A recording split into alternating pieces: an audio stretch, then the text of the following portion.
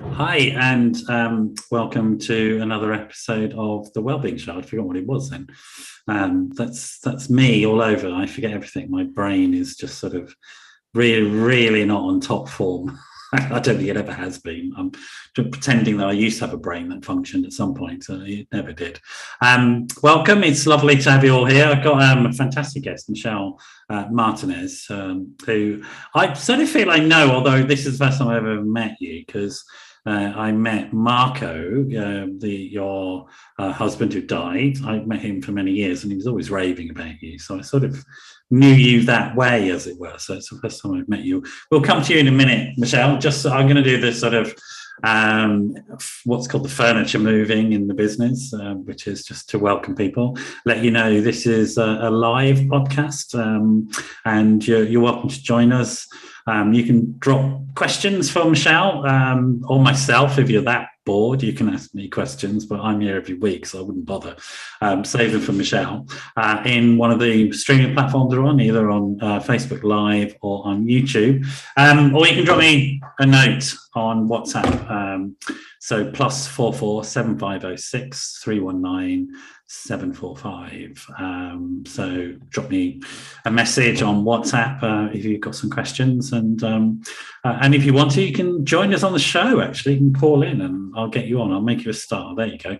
You can't say more than that, can you? So enough of that, enough of me, and it's just my great pleasure to sort of welcome you on the show, Michelle. How are you doing over in beautiful France? That's where you are, isn't it? Yes, I am. I'm between Toulouse and Bordeaux, down in the southwest.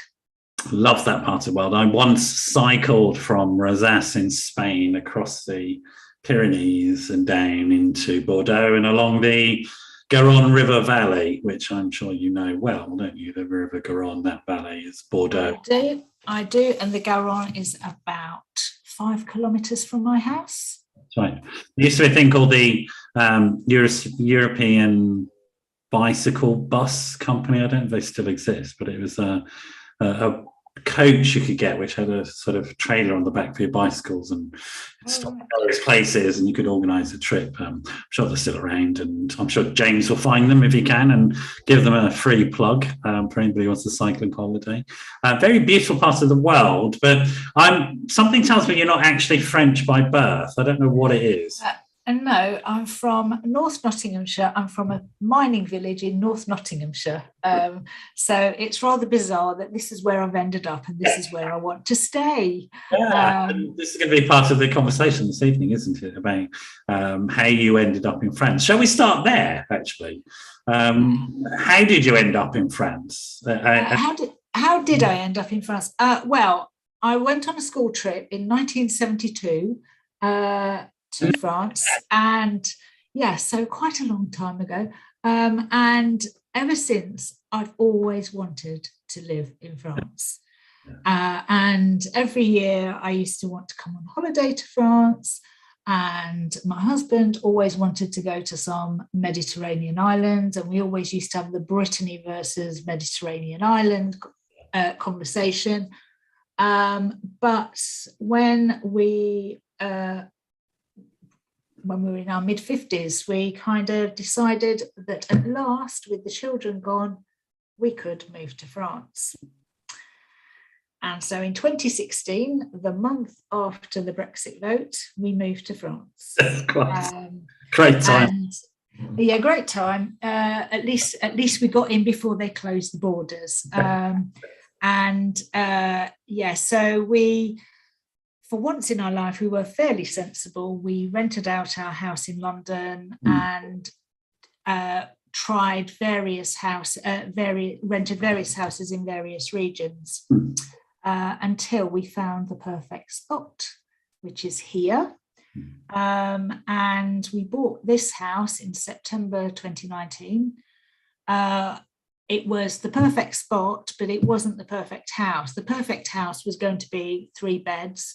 But this has got 6 bedrooms and 5 bathrooms, and Marco decided that it would be a great idea if we had a bed and breakfast. Now, he would have been useless running a bed and breakfast, but as ever, I thought, whatever, let's do a bed and breakfast. So he had me crazily rearranging furniture so that we could take lots of photos, created a website. Everybody thought we had a marvelous bed and breakfast, when what we actually had was a big house full of empty rooms.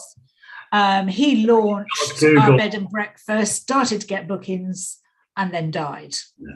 And so I was stuck in a field in southwest France. And then 2 months later, COVID came. And so not only had I lost my husband, I lost my family and friends and everybody in the UK. And also, my husband was the fluent French speaker. So it was a bit of a baptism of fire. But I've now got lots of French friends who find my French absolutely adorable. My English friends think my French is hilarious. As one friend says, I'm the only person she knows who can speak French with an East Midlands accent. You certainly do. I heard you on the phone talking to when we were chatting on the phone, and I was amazed by your French. It is very, very English, your French. Well, it's so like Jane Birkin's, apparently, which apparently is that's the nice way. So yes, it's amazing. You're smiling away at this, and I'm not sure whether you're grinning through the pain or you're actually smiling. But I can't imagine there was much smiling in 2019, 2020 when these quite traumatic events were happening. Well, do you know, it's funny because Marco first got into recovery in 95. So I've had a long experience of Marco's drinking. Right. So let's just define that term, recovery, because people outside of recovery circles, in inverted commas, may not understand what that means. I understand it. It's something I work in, the field that I work in. So when you say somebody's in recovery, you're not meaning he broke his leg and was wandering around on crutches for a while. It's not that sort of medical recovery. What do you mean by recovery? Right. So, Marco basically in 1995 had a problem with his liver. And he went to see a specialist. And at that time, I was presented with the fact that he had spoken with the specialist, and the specialist had said that he was an alcoholic. Right. And rather than have a liver biopsy, he really needed to go into rehab.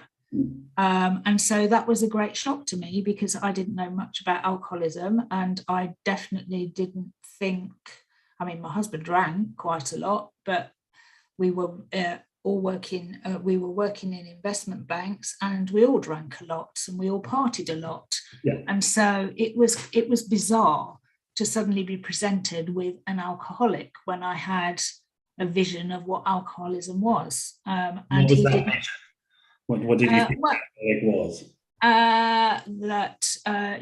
Kind of a down and out drinking special brew in the park, someone who went out on a Saturday night, got leathered, and then came home and beat up his wife and kids.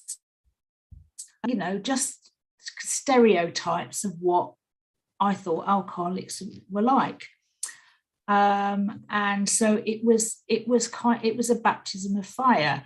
But what it did do was explain some pretty strange behaviour. Suddenly, strange behaviour had a label. So that was 1995.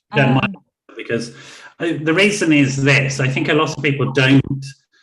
Some people may be surprised by you saying, well, I didn't know until the specialist told me that my husband was alcoholic. I know that that's true. I've heard that story so many times, not just from the family, but from the alcoholics themselves as well.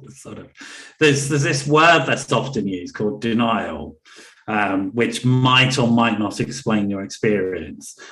You said that you were both part of a heavy drinking culture because of the work that you were in, and it's not unusual, I think, that people might hide some of their substance misuse disorders by choosing a career. Do you think Marco did that? Is that part of it, or is it just? No, not at all. think, in that one. No, not at all. I mean, Marco's alcoholism, he always used alcohol as an anesthetic to hide from things, a coping strategy. So Marco's coping strategies first started when he was a teenager, and he was a very accomplished musician. So at the age of 13, to be leader of the school orchestra and to play solos terrified him. And so that's when he first started using alcohol as an anesthetic. And I would say throughout Marco's life, whenever the noise in his head got too much, or he couldn't cope with something, or he just didn't feel good enough, then he would use alcohol to shut down his head.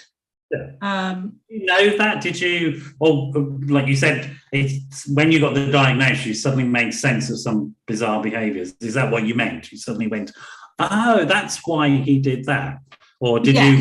Yes. No, I mean, it was kind of, that's why, so when he was diagnosed as alcoholic, that's when I first started to learn about alcoholism. Okay. But that was 20, how long ago is 1995? 27 years ago. Maths, forget it. On a good show, I can't do maths. On a live show, absolutely no chance. No, so 27 years, right. 27 years and 4 rehabs. And also, over those years, knowing so many alcoholics, so many family members, I kind of know a lot more than I did in 1995. You just said all these relapses and stuff like that. I guess, I suppose one would imagine, okay, so you get this shock, my husband's an alcoholic, okay, he's going to get his treatment and then he'll be fine. Yeah, is that sort of attitude, I guess? And I would go one further than that, in as much as that Marco went into treatment, and after a week, when his radio was confiscated because he was isolating, he left, and and I was told if he doesn't go back, he will die. He'll never stop drinking without treatment, and then he didn't drink for 5 years. And our lives became much, our life's work, we were very happy, even though he was diagnosed as an alcoholic. But, we were really happy. His career was good. And so alcoholism went away for 5 years. Right. But then it came back. Okay. So he had a relapse, and what was that like for you? Well, it was a bolt out of the blue, because after 5 years, you forget someone's an alcoholic, especially if they don't drink for 5 years. So he didn't drink. And so when he relapsed, it was like, I don't know, just being thrown over the edge of a cliff. Just watching somebody self-destruct when everything in our life was so happy. And that's the weird thing about alcoholism, that everything can be perfect, and suddenly a nuclear bomb goes off, whereas you can have a really tragic time and be going through some really dark things. And my husband would be the strong person, and not touch a drop. And so people would say to me, what's wrong? Why is he unhappy? And alcoholism is a mental illness. And it just is, when his head went off, he would relapse. Okay. And I guess people have asked you this question, but you didn't think at that time, all right, I've had enough of this, I'm off, I'm out of here. What was going on with you? I mean, I'm sort of more interested in focusing on you, because No, absolutely. We And focus I on guess, the and the alcoholic. They're the interesting stories, right? That's yes. like magpie, like we go and collect these bright stories. But as I said to you in our telephone conversation, I'm sort of bored with that story. I'm much more Yeah.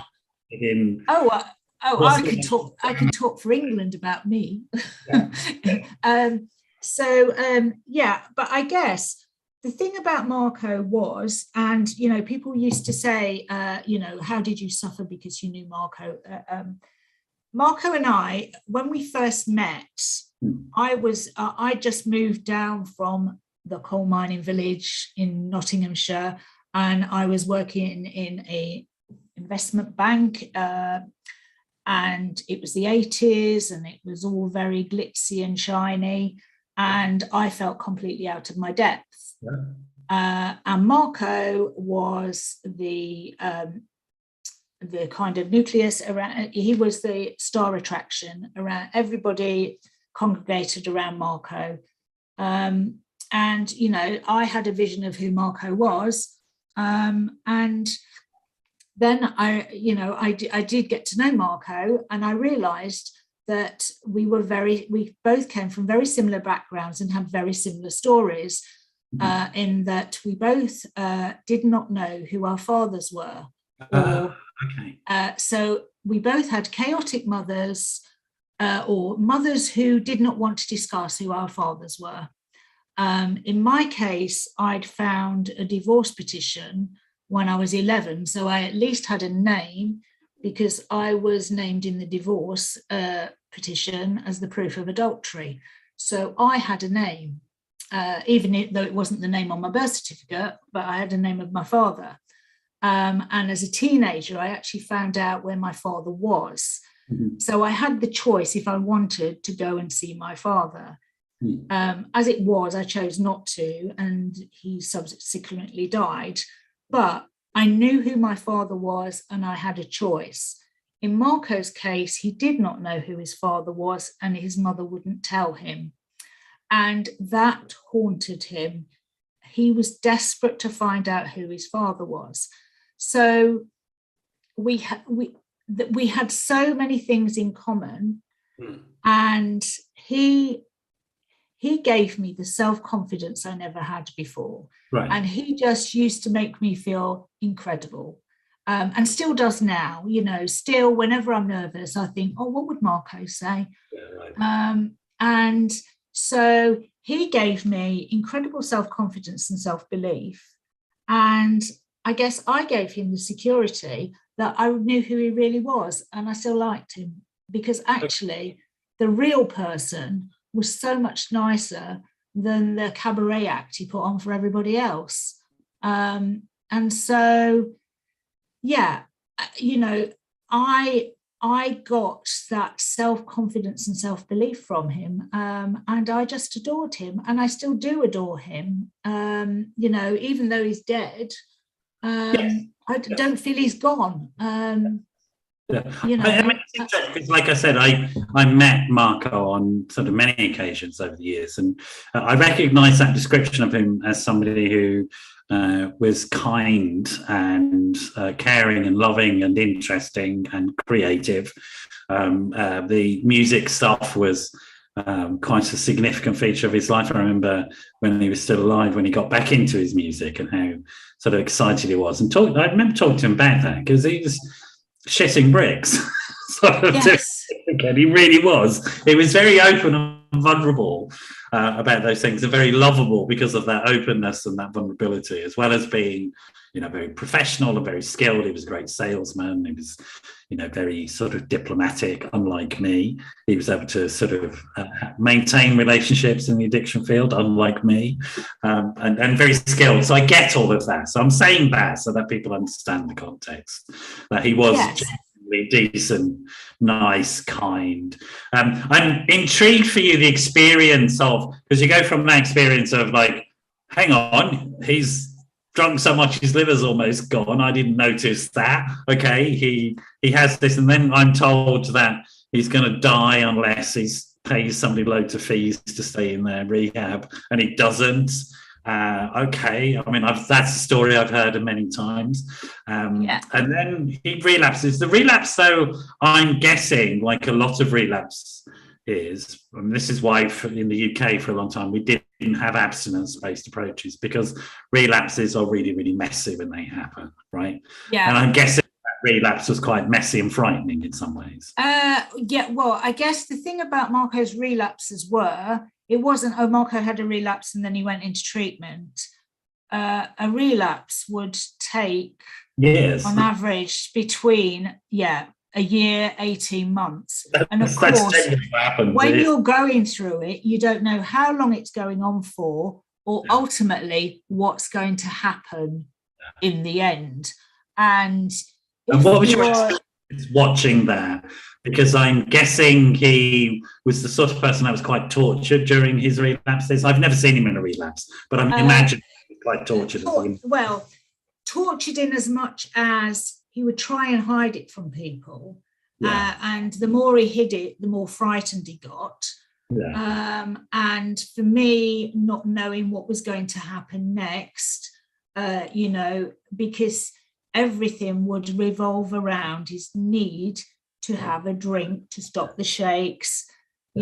Sometimes we would go to bed at night and Marco would be sober, and I'd wake up at 7 o'clock in the morning and have somebody completely off their face because he'd be up all night drinking through the fear of whatever it was. And sometimes the fear is that free-floating fear where you don't actually know why you're frightened. Yes, that's a weird one. I've had it the last couple of days. It went today after my yoga class. I was very grateful for it. But it's a very strange feeling, that free-floating anxiety. Did you have kids at that point during that time? Or when did your kids arrive on the scene? I'm just trying to... right, okay. So raise the family while this was happening, as it were. Right, so I have 2 children. One is my stepdaughter, and I've known her since she was 2. But we only used to see her every other weekend. Right. So to a certain extent, Marco would sober up for the weekend. Jack, our son, he was 4 when Marco first went into recovery in 1995. So he'd never really seen his dad drunk, or he'd never seen his dad drink alcohol, although he did know that Marco was alcoholic because we were always quite open about it. So his first experience of real life alcoholism was when he was about 9. And for him, it was scary because he knew that dad didn't drink. And, we talked about alcoholism, and, although he'd run away from the Priory, we did have friends who were alcoholics. And so alcoholism had been a normal part of our lives. But for my son, who was living with it, it was frightening. It was frightening because Marco was he was the one who had all the time for the children. He was the one who did fun things, took them out, went to see Jack play rugby. So when the devastating thing for us, whenever my husband relapsed, wasn't, he was drinking, what mood was he going to be in? Basically, he checked out of our lives. And so suddenly I'd lost my confidant. The kids had lost their entertainer. And it was sad. It was really sad. And we just wanted him better. So that's why I never left, because it was devastating to watch somebody so lovely in so much pain. Yeah, I'm just going to say, because we talked about this and I said I would say this, that, often with alcohol in particular, there can be abuse, there can be violence in particular. That never happened to you, right? Marco was never like that as a person. And in fact, I remember when you told me that when we were chatting before the show, and I went, oh, that's nice to know, because I wouldn't have liked to have thought of him in that way. But it is very common. And I would say to people who are listening to this and maybe going through it who does have an angry, controlling, or violent partner, you need to get out of that relationship. You can't hang around. So this is Michelle's story about staying with somebody who wasn't a risk to her or the children. But if your partner is a risk to you or your children, you really need to sort of get authorities involved and get yourself to a place of safety. So I just want to say that very clearly to people.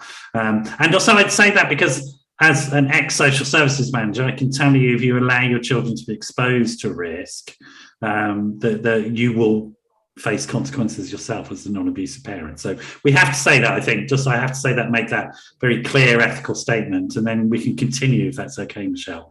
And so I get that. He checked out. He became, as we would say, self-obsessed and obsessive about the drink, and he wasn't available for you or the kids. And that first relapse went on, 18 months, something like that. Yeah. I'm trying to think. We bought so we bought a house. We'd moved house. I think, he relapsed just before the millennium. And he went into treatment in November. Because I had to cancel my son's birthday party, which is why I kind of can date it. So I had 11 months, and in that 11 months, I was hiding from everybody what was going on. Because why did you do that, Michelle? What was going on? Why did I do that? Why did I hide things? Because the first thing that happens is when you, in my shoes, whenever I said Marco's relapse, there were two schools of thought. One was you need to leave him, and the other one was what are you going to do to fix it? Right. Okay. So whoever it was, whoever I met, whoever I told them, all they wanted to talk about was Marco and Marco's drinking, i.e., when are you going to leave him, or how are you going to fix it? Which is why I don't want to talk about it. You know, and so it infuriates me, to be honest. So therefore for me it was like, I'm not going to say anything, because when we meet up we can talk about the weather, the gossip, we can talk about anything. We don't need to talk about Marco. I can have a holiday from Marco and Marco's drinking. Absolutely. So that's why I used to deny Marco's drinking. And also for close family members like his mother and later the children, I was saving them from the pain and agony that I was in. Because, it was painful for them. So yes, that's why I used to hide it, because was there anywhere you did go during that first relapse period? Because there was 4 in total, weren't there? Yeah, there were 4 in total. He died during his final relapse, is that correct? Did I hear that? He died during his final relapse. Well, he actually died when he was detoxing. But yeah, so a very common thing, and we can talk about that. But again, it's one of the reasons why for a long time we avoided doing abstinence-based work around substance misuse, because particularly with alcohol, it's quite dangerous, the withdrawal period, and it can do what it did to Marco. I mean, it needs to be very thoughtfully, it needs to be thought about and medically supervised, folks. So again, a health warning, if you're dependent on alcohol, you're listening to this, don't just stop, go and see a doctor. I mean, I have things can happen, all right? So, I've been through so many detoxes, and they're horrific. Especially when you have DTs. Well, the Rimsky-Korsakoff's or whatever it's called disease that comes with it is really... I mean, there's so much, but so you're going through this first relapse, people are sort of taking sides, so you don't feel there's people that just emotionally you can deal with. So you use the support network you've got just to sort of check out yourself, if you like leave that behind. I just want to talk about what's on the news or plan a holiday. I don't want to talk about the stuff that I can't do. Were you getting any support at all during that, or did that come later? I mean, I went to Al-Anon, and I went to Al-Anon, and so that was good. But Al-Anon is very much of the detached with love. And tell us what Al-Anon is first, for people who don't know. Oh, right. So Al-Anon is the family support group for people who live or have lived with alcoholics. Yeah. And it's very much based on the AA 12-step.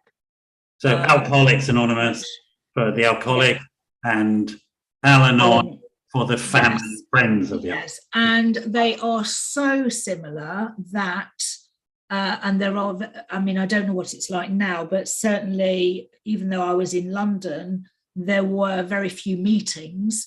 And so if I had nowhere to go, I would just go into an AA meeting because, people would just assume that I was just struggling and couldn't admit that I was an alcoholic. Right. And I would just sit and listen.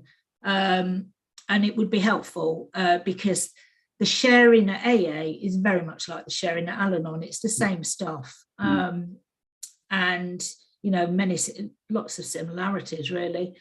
And so, I just used to get support by going to meetings and trying to do other things, and not, and I think I twigged this fairly early that, Marco it was heartbreaking to watch Marco miss so much in the children's lives, especially.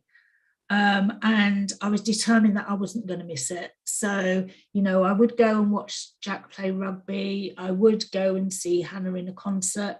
And I would do things and not use, Marco's ill, I need to look after Marco, I need to do this. I would carry on doing things anyway. Somehow to stop yourself from becoming obsessive about his illness, as it well, you cannot do anything. Well, I couldn't do anything. And believe me, I tried, and I talk in the book about some of the things I did, crazy things to try and get him to stop without and nothing worked, absolutely nothing, including interventions.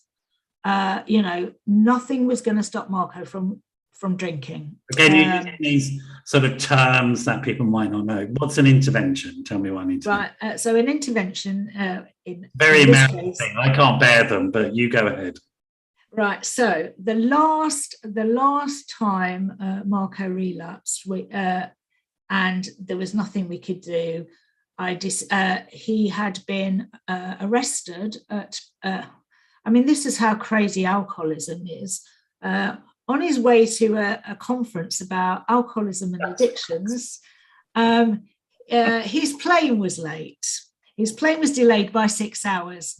It's not funny, but there is a conversation we're going to have about this. Yes, he was so bloody angry that I assume, I don't know, because I've never ever got to the bottom of this, but I can write it, I can imagine it.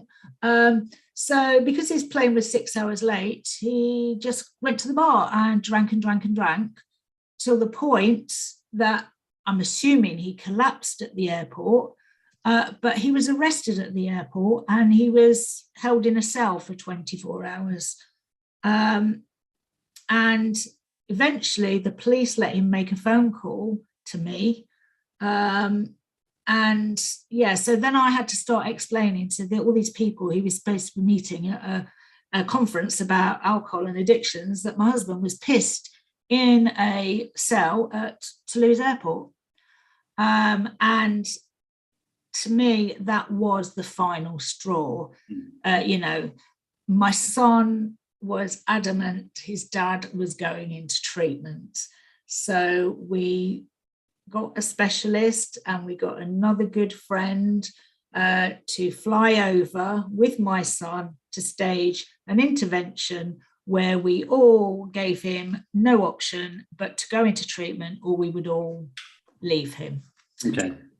And these are services that you pay for, aren't they? They're not just random. They are services that you pay for, yes. Yeah. So there are people called interventionists who I sort of know about them. They get to write these letters, very emotional letters, saying, "I love you, but I'm going to kill you if you don't do exactly what I say." Yeah, but you see, in the case of Marco, because in latter years he worked within the addictions industry, on a sales and marketing management consultancy side, not therapy side. He knew his way around the block, and he knew everybody. So even knew the interventionist. Sure.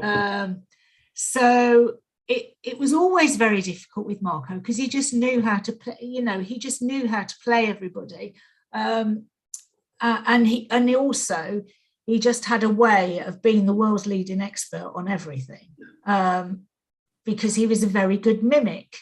So let's come back. We've just described that process. I'm intrigued sort of by your process. So you have this first relapse, and I guess that's a sort of landing in reality for you. Whatever the honeymoon was around the first period of sobriety, the reality comes 12, 11, 18 months or whatever it was of sort of then decides eventually he's prized off his sort of wherever position he's in and goes into another residential treatment service, I presume. He went into, and he did a 28 day in the Priory again, and the first but this time he did the 28 days. Okay. He did the 28 days. Everybody thought he was wonderful. He came out, he did 90 meetings in 90 days. He went to aftercare. Was the perfect patient. What was going on for you during all this time? Did you go, oh, wow, that's great, he's finally got the message? Or were you like... No. I was the typical wife. I was the typical wife when someone goes into treatment, because it suddenly becomes all about them. Everybody on the outside, how's Marco doing? Oh, you must be so happy. Everybody inside was talking about how important Marco's recovery is. And he's got to first and yeah, and can you take the bins out? No, it's bad for my recovery. I need to speak to my sponsor. And it's kind of like, well, take the bins out, then speak to your sponsor. No, my recovery must come first. So I was very angry. Sure. But with application as well, he wasn't. Oh yes, and I would say, and if Marco was here now, he would agree with me that there is nothing more selfish than an alcoholic working their program. Holier than nonsense. But also, it's actually, I think, and this is a point I'd like to make, if that's okay. I think services for family members around mental health and addiction are appalling. They are, and the emphasis is on the patient, the identified patient, and people might say, well, that's quite right, isn't it? But I had a couple on last week. I don't know if you saw the show, but they're an amazing couple. One used to be a copper, the other was a prison officer. And they were both high-flying in their careers, and they met, and their careers grew. And then she developed bipolar disorder. And her husband, the way he talks about it, says, we got it. It was us that got the bipolar, not her. And they've worked very much as a couple around it and talking about the idea that it affected them, it affected all their family around them, and they had to work in that way. And it was the most amazing description of how it should be, but it's so rare to come across that. And it was like, your story is more familiar, which is that the identified patient, because they've got the moolah, that's where the money is, I'm afraid, they get whisked off to this nice sort of rehab, and you're left doing what exactly? Well, in my case, I was left, wondering where, which credit card we could use to put the next week's thing on. Don't tell Marco, because Marco will get upset. And also, everybody, how's Marco? Nobody, how am I? Yeah. And I was bloody angry, because I was holding down a job. I was making sure the bills were paid. I was looking after my son. I was the one saying to having to say to people, you know, oh, my husband's in the Priory, you know, if Jack behaves in a strange way. So I was the one having to do all the practical stuff. Quite. And, you know, and when he came out, the family are looking at me to look after Marco, when actually... And there's an implied message, isn't there? Is if you don't step on and do this, you're going to be responsible for him relapsing. And there's sort of burden of that, unless you let him get on with this. And I sort of, it's interesting. What do you think about that on reflection? On reflection, I used to be terrified of, one, being accused of enabling, two, being accused of, not allowing Marco to reach his rock bottom. Yeah. So on the one hand, I've got people telling me that, you know, I should stand back and let him reach his rock bottom and not enabling him. And then on the other hand, I've got this other group of people who are saying, oh, you can't let Marco die. You can't let Marco this. It's very bipolar, isn't it? It really is. It is. And I'm in the middle and trying to do the best for my husband. So that's like showing everybody, oh, look, I'm not enabling. Oh, look, I'm not doing this. I'm not doing that. When in actual fact, and everybody had a view on how I should be running my life. And these days, clinically, what I would say to families is that I'd be looking for signs of trauma, to be honest. I don't really use that sort of enabling model, all of that, which comes from, I think, a clinical model which is broken, has never been that good anyway. But it does end up blaming families or putting too much responsibility on them for somebody else's shit, because you were never responsible for Marco in that way. No, I wasn't. But, I did feel, and I'm sorry if I use, sorry to people who don't understand AA speak, but, it is a shorthand.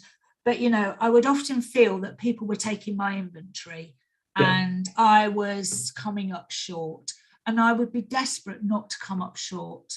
And, even in aftercare at the Priory, we all used to sit round, because in aftercare you have the addicts or the alcoholics or whatever you want to call them, they'd go off to their groups, and then we'd have family member groups. And, there'd be the people whose family member was sober and, and their life was all lovely. And then there'd be the failures. And that was those of us whose husband was drinking, had relapsed. And, and although my husband was star pupil with his 90 in 90 days, he started drinking again. He relapsed almost immediately after 90 days. And it took him a couple of years to get into recovery again. But, he came out and he was slipping and sliding for a couple more years. What's your view then on this whole treatment industry thing?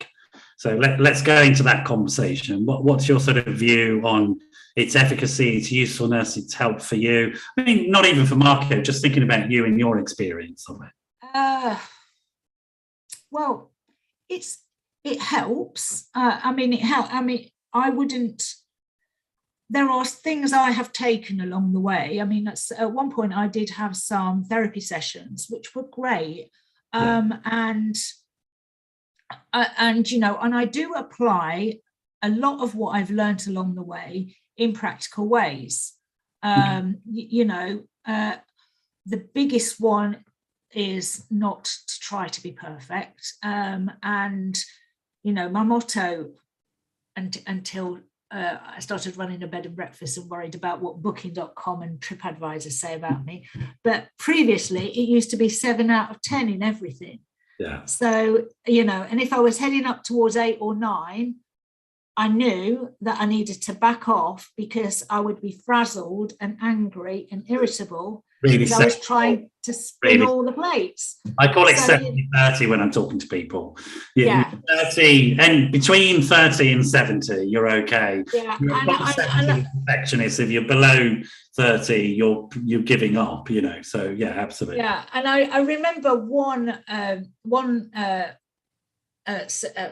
therapist, and I forget her name now, but she was like a James Bond villain, and her specialism was food addictions. And I was terrified of her. And she stared at me and she said, "Michelle, there are 3 things I want you to do this week." And I said, yes. What are they? What are they? And she said, "I want you to make 3 mistakes. And then I want you to come back and tell me what they were." Great. And I was so absolutely horrified. You must have been horrified. I was going to imagine. I was thinking, what mistakes can I do? What mistakes can I do? Perfect mistake now. And it's got to be a big mistake. It's got to be a good mistake. Otherwise she'll shout at me. But yeah, it is that just wanting to be good. A good person, and failing terribly, because when I look back, everybody used to think I was the stroppy cow, and poor Marco being married to me. But the stroppy cow was the one who was clearing all the shit up, basically. Whenever Marco wasn't available, and and every time he came back, in fairness, he was so horrified by what he'd done.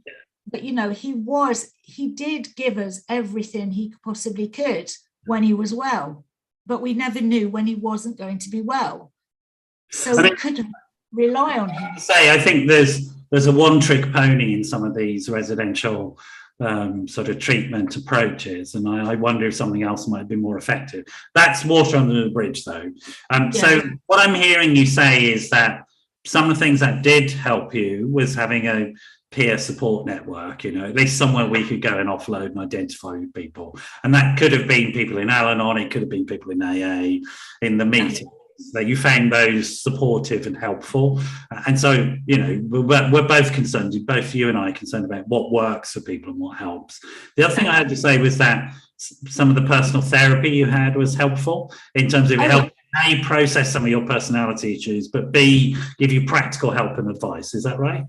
Yes, and one of the things that I got, which I have rigidly applied because I've always been so terrified, was that when I was having this therapy, Jack, our son, was about 9 or 10, and and all I've heard is that alcoholism is a family illness, and I'm thinking, please don't let him be an alcoholic. I could cope with being married to an alcoholic. I couldn't cope having one as a son. And, it was, what could I do to help him not be alcoholic? And one of the things that I got from those therapy sessions was to allow him to make his own mistakes and to accept responsibility, and to be there to support him, but not to clear up his shit, basically. Letting people is a really bad idea, particularly children. They need to make mistakes. I would also add to that, I think one of the really good skills, this is a good skill for everybody, but it's also, it's known to reduce the incidence of any sort of mental health problem, is really good stress management and coping skills. One of which being, being able to talk about things. And I guess, did Jack know at some point, did you to talk about this stuff? Was Jack able to offload on you and let you know about it as a family? Yes, and talk about. Yes, and we've always, when Marco went in I think it was the 3rd time he was in, and at one point the 4 of us went to an AA meeting together, an open meeting, and somebody used to call us the Von Trapps. It was just like, oh, here they come, the Von Trapps. And the joke was, did we sit around the fire at home and get out our big books? But so no, we were always open about Marco's alcoholism, but it didn't mean that it wasn't terrifying. And Jack particularly tried so desperately to get Marco to stop, and he was still he was still trying right up until he died. And so I think it's one of the things that people don't get who haven't been through it, is the fear of what's going to happen to the loved one in the relapse. And also because it's a high risk thing. When somebody's really, really drunk, they do dumb stuff that they might hurt themselves, and they might end up in prison, etc., etc. So there's a constant anxiety and fear, which produces anxiety, depression, but also traumatic, post-traumatic responses in people, intrusive thoughts, nightmares, stuff like that. Did you see that type of functioning in Jack at all? Yeah, absolutely. And the number of times he'd say, "Mom, I don't want him to die," and yes, exactly, yeah. And that isn't, a 10-year-old saying, "Mom, I don't want him to die." That's the 30-year-old saying, "Mom, I don't want him to die." Yeah. Side of thing I think people don't really get, and why you can become, as a family member, so desperate about the plight of your loved one, is because fundamentally just afraid they're going to die and really trying to avoid this catastrophe that's inside your head, this ultimate catastrophe. Yeah, and it's not just they're going to die; it's they're going to die in the way that you fear. Yeah. And so that when Marco did die, quickly, painlessly at home, the initial reaction was, "Oh my God, he's safe." Yes. That sounds bizarre and it sounds warped, but for me, it was, "Oh, thank God, nothing bad's going to happen to him." Yeah. It reminds me, I don't know if this is correct, I'm trying to identify with it, but when you talk about it, it reminds me something like, because my mum died of cancer and it took about a year.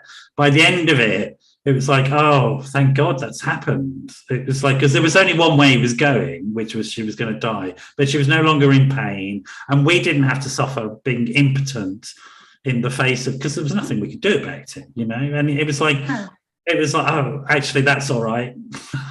I'm okay that's happened. Yeah, and so it was when it happened, because it happened suddenly. None of us were expecting it.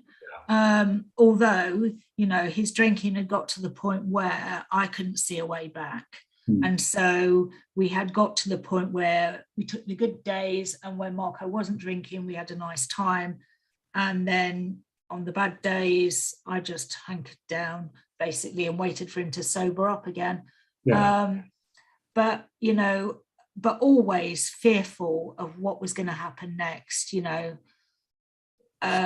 and so you're in France, you're on your own, it's in the middle of a pandemic, or it's the beginning of a pandemic, which becomes, we don't know which direction it's going to come, and your response was to what? Write it all down?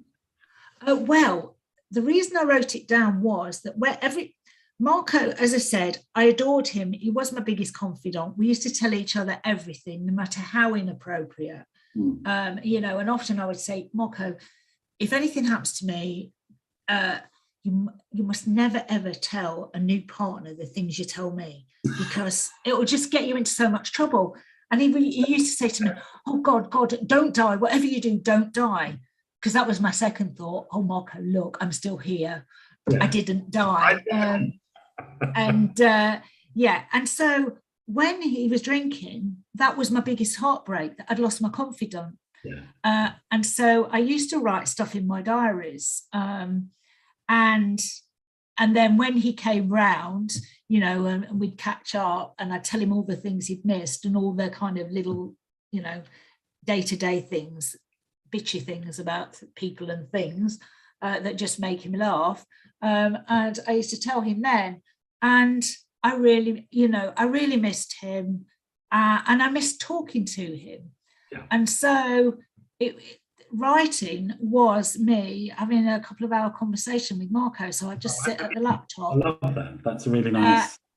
And I talked to him, and as the alcoholism took a toll on his memory, he couldn't remember things. So often we would reminisce, and I would tell him I'd tell him stories of things we'd done together and jog his memory. And he used to say, "Oh, I love it when you tell me stories." So that's how I started to write the story of our life together. And also for me, because I'm thinking, well, if I've got Alzheimer's, my grandkids, at least, they can sit and read my stories to me.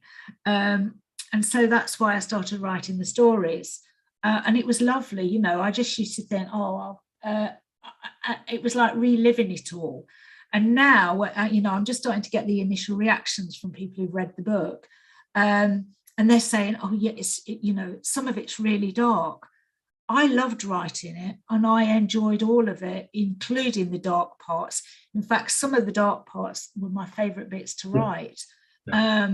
I just love being there, going back there. And in some ways, it seems to me, in some ways, like it's a fitting and appropriate way to try and hold on to and celebrate this really interesting relationship that the both of you had in the face of quite serious adversity, a very serious. Yes, yeah, and I hate the fact that, especially when he died, because he died as a result of his alcoholism, is that, my husband was an alcoholic who died, who drank himself to death. Yes. And I hate that as a label for somebody who was incredible.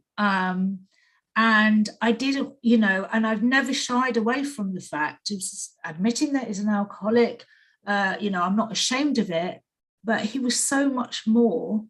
That was just a tiny dimension of who he was, which was what thing for me, and this is me talking, I suppose, clinically, but also thinking about, I'm sure if Marco was here talking about you, he'd be talking in equally glowing terms about how amazing you are, because you've literally just talked about how amazing Marco was. That says something about you and the sort of kindness inside of you and the strength that you have inside of you, because I guess my point is this: Marco wouldn't have been such an amazing person if he wasn't married to you. That there was something that you both gave to each other that made you both amazing.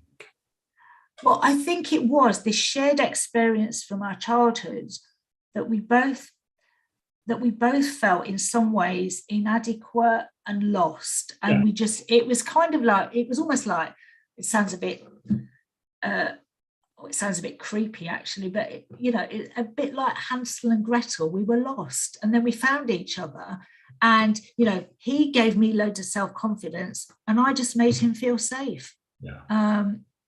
And so I am glad that I am the one left, because he has left me with that self-confidence, whereas he would.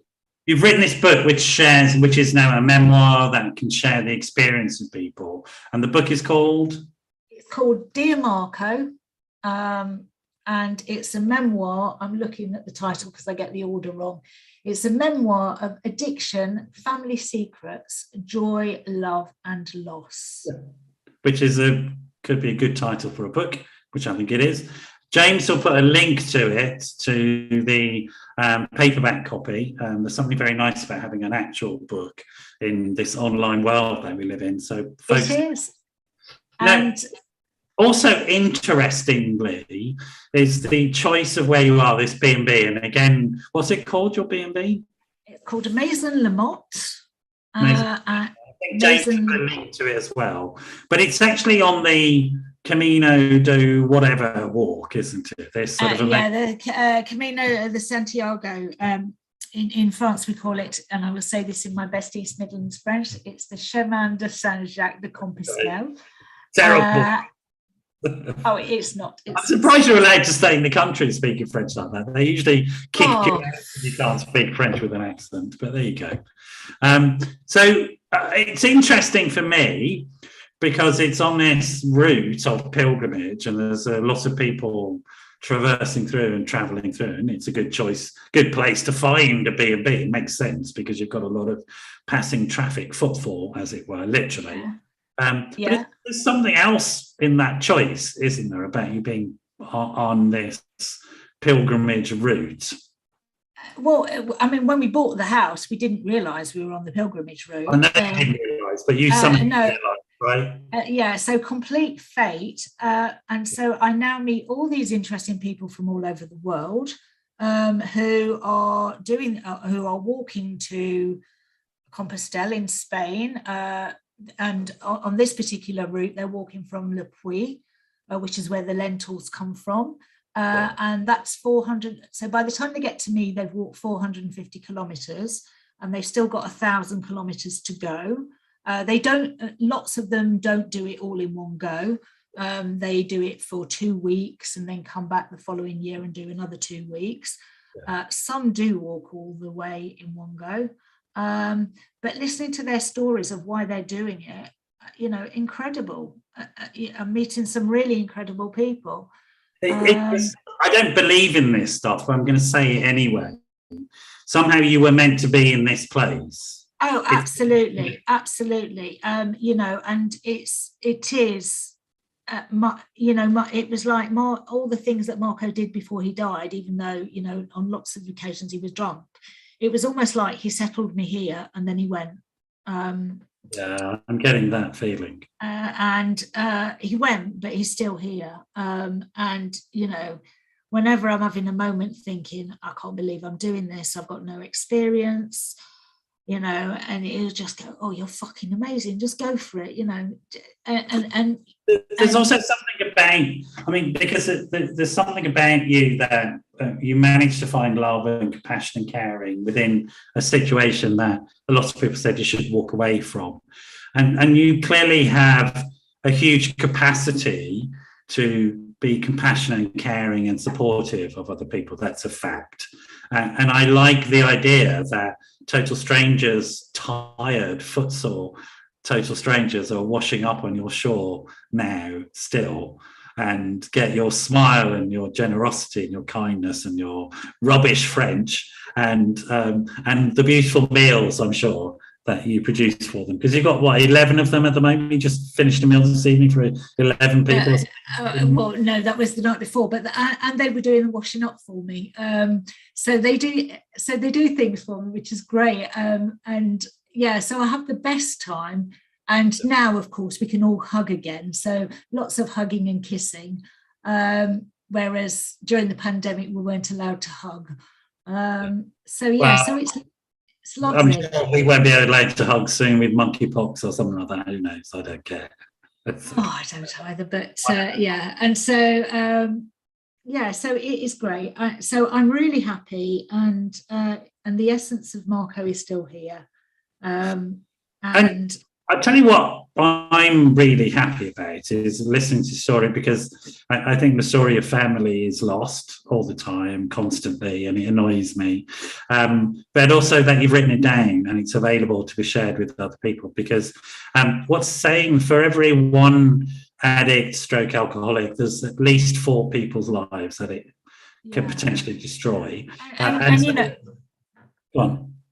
If there's one group of people that I would really like to read this book, it's for those who think those people who have a family member who is with an alcoholic that they think they should leave, but why does my sister stay with her husband?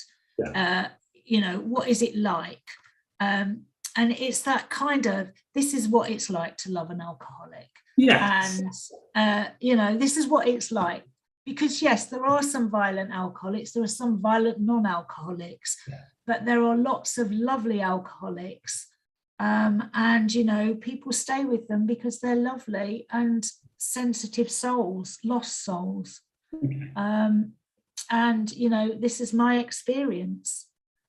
Well, I'm very grateful that you've come on, and that you have, had the courage and the luck, because who can plan a pandemic, the time to write this book. I'm sorry about the loss of Marco. He was a really, really lovely man, and I was very sad to hear. But also, I think I also embrace it because, if you're in a relapse, I sort of think, well, either you get out of the relapse or you move on away from it in some other way, and he's probably better off in some ways. It's not my place to say it, but it's such a miserable place, a relapse, for everybody. So I get it,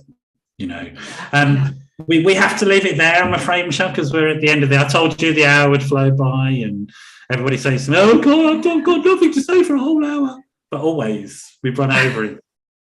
We'll maybe bring you back again in 6 or sort of month's time, just to see how things are going and how you feel now you've written the book and what people's responses have been and where your life's at, because I'm infinitely interested in recovery in the broadest sense, not just as defined by a program, whatever that might be, but in that broader sense of people who embrace who they are in their life and try to be the best version of themselves, which to me you epitomise, to be honest. Thank you.